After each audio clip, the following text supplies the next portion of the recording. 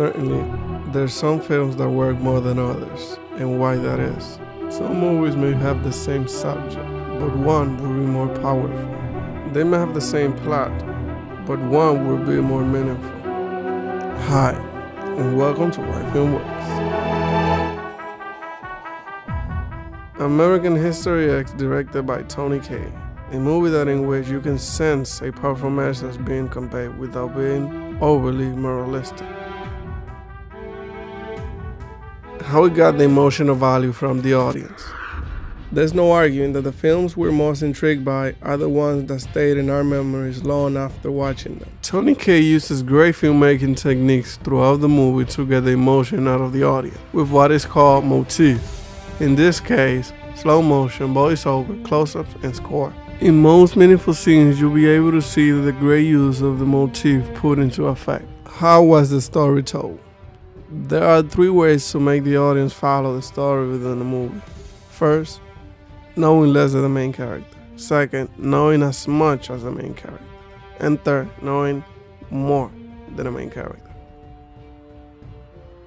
I like movies in which characters are used to inform the audience on background information about other characters, as well as the world inside the movie.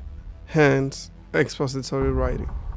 In most cases, it'll be the main character, but my favorite way of using characters as the audience point of view is as the supporting actor of the movie. We see the film through the little brother's Danny point of view, played by Edward Furlong, clearly establishing the relationship of influence from the main character, Derek, played by Edward Norton. With the great use of voiceover, which allows for more backstory information, Derek is talked about first, enticing the audience into believing how dangerous the character is before being seen. Character setup for the main character.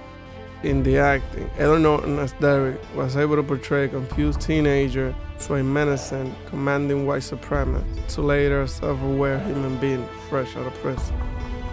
The story is told non-chronologically. Edited this way, it's easier to juxtapose Derek before and after going to prison.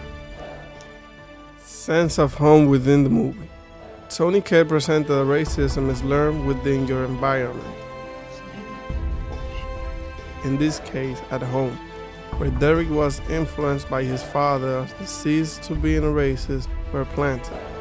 Along the way came Cameron, white supremacist leader, to pick up the pieces from a broken and confused adolescent, turning him into a neo-Nazi. As the influence poured from father to son, there's also a carry-on effect from Derek to Danny.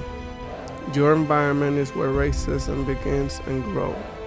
But that is not to say it is a racist family. Compare Derek with his sister, Davina, played by Jennifer Lien. Her character is basically the opposite of Derek. She isn't a racist, she's always studying, unlike Derek, he used to be a good student, and she's perhaps what Derek could have been if not for Cameron. It shows that knowledge can give you the freedom to think for yourself. Contrasted to Derek, who seems to be guided by his father and Cameron's lessons. Yeah, if you want to talk about criminal statistics, you might want to take a look at the social inequalities that produce them.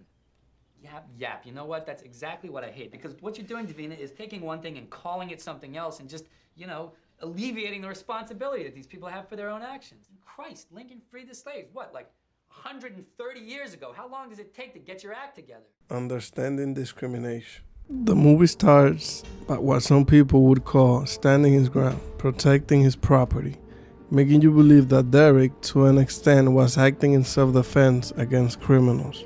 In prison, Derek becomes the victim, in which time he understands that the thoughts he had about blacks wasn't a reality. Those thoughts were his preconceived notions about blacks and anyone who wasn't white. Because my father was murdered doing his job, putting out a fire in a fucking nigger neighborhood he shouldn't have even given a shit about. He got shot by a fucking drug dealer who probably still collects a welfare check. It happens because the subconscious mind is much more powerful than the conscious. For example, blue is your favorite color. That's subconscious. Understanding why blue is your favorite color is bringing your subconscious thought to your conscience. More people act by the subconscious because it's less tasking.